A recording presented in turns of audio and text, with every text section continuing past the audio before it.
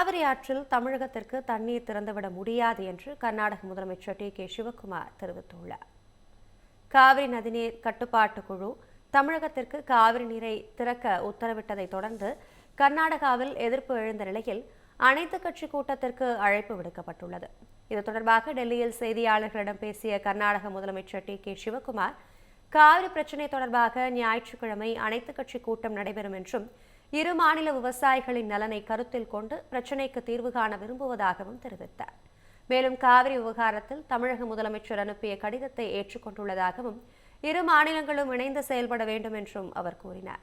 மேலும் கடும் வறட்சி நிலவுவதால் கர்நாடகாவுக்கு தேவையாக மட்டுமே போதுமான அளவில் அணைகளில் தண்ணீர் உள்ளதாகவும், அதனால் தமிழகத்திற்கு தண்ணீர் திறந்துவிட முடியாது எனவும் முதலமைச்சர் டி.கே. சிவக்குமார் திட்டவட்டமாக தெரிவித்தார்.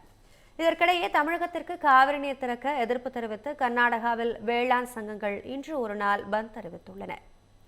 தமிழ் ஜனம் சேனலை சப்ஸ்கிரைப் பண்ணாம பார்த்துட்டு இருந்தீங்கன்னா மறக்காம சப்ஸ்கிரைப் பண்ணிடுங்க.